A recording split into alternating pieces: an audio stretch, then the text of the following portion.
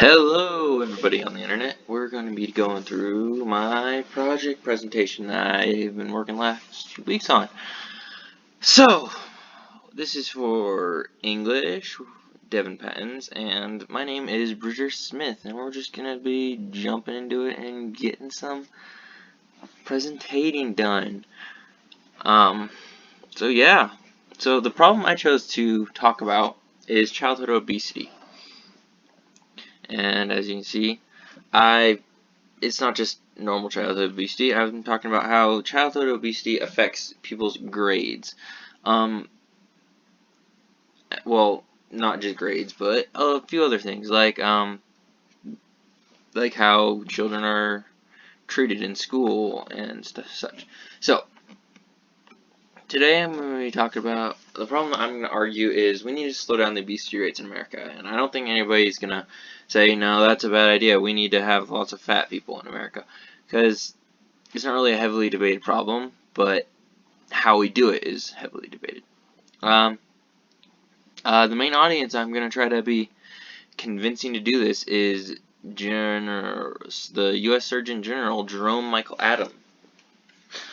He has a big role to play in this fight because he has a lot of influence over what people do in America, especially now with the whole coronavirus thing, which I wasn't planning for when I wrote this paper, but yeah, that's a real thing that's happening now, so that's why we're recording this from home.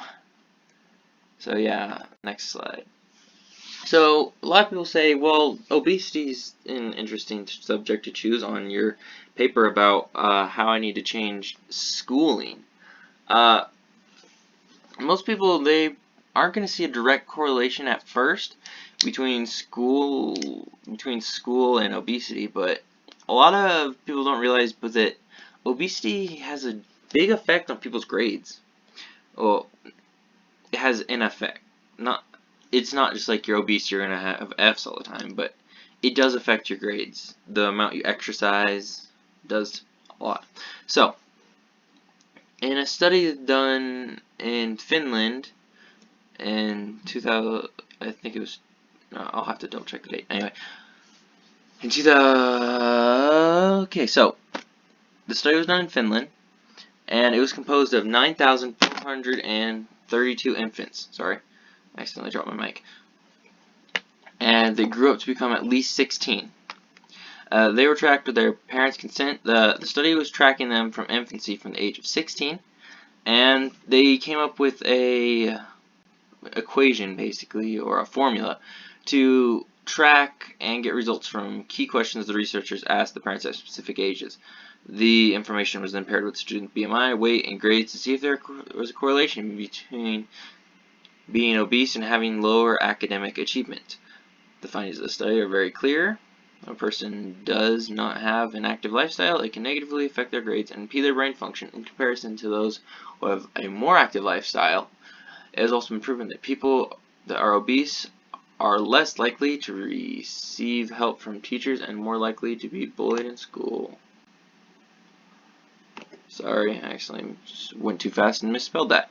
Anyway, so yeah, being obese does, well, not just specifically obese, but not exercising and not eating healthily can negatively affect how you think and do things in your educational background. Like, I, for instance, used to be definitely more obese than I am now.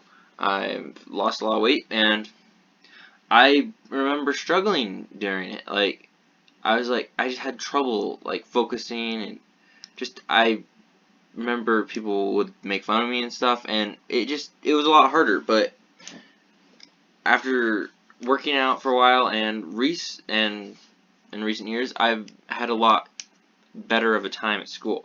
And this research, I didn't understand it until I did this research, and I'm like, wow, that makes more sense, and it's really interesting. Anyway, I'm going to be talking about the second portion of it, the television effect, I like to call it. There's a lot of correlation between children watching TV and people who are obese.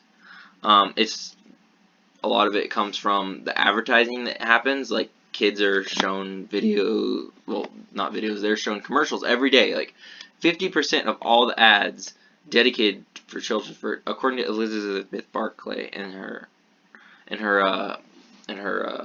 article from 2016. About 50% of all ads directed at children are for food. So whether it be Happy Meals, Big Macs, all that kinds of stuff, it's almost all of it is directed towards food and fast food. And so these kids, they don't have really, they're just bombarded with places telling them that they should eat fast food. And I mean, their parents can tell them not to, but later in life, they're way more likely to be consumers of fast food, and then their children are way more likely to be consumers of fast food because they have all the bombardments of the advertisings, and their parents don't have and their parents are consumers too, so it's really hard. But it's not just the ads. I mean, it's the lack of exercise from people watching TV. Also, if you watch TV, you have less time to study, and so people are lowering their grades there. So TV has a lot to do, the amount of TV watching has a lot to do with children's grades going down. It's really bad, just the amount of television being watched. And I mean, the coronavirus hasn't really helped that, but I didn't do my research on it, so I mean, what can you do? I mean, we're all forced inside, so if you're watching TV now, don't worry. So my plan is pretty simple.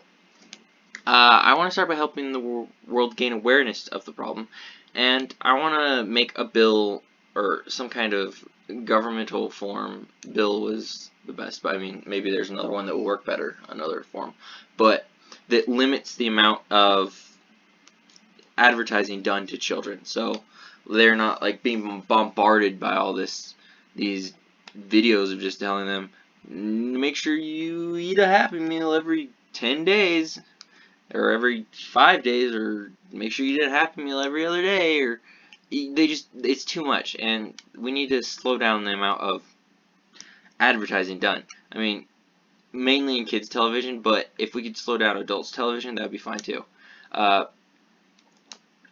In a lot of some research I've done, England did a very similar thing, and they limited the amount of fast food ads on children's television, and it's been greatly effective for them, and it's definitely lowered their obesity rates. They're not totally obesity free. In fact, they're one of the more obese countries in the world, but they were comparable to the United States. But then they passed the laws that made it so that they couldn't advertise to kids as much, and now their obesity has been going down.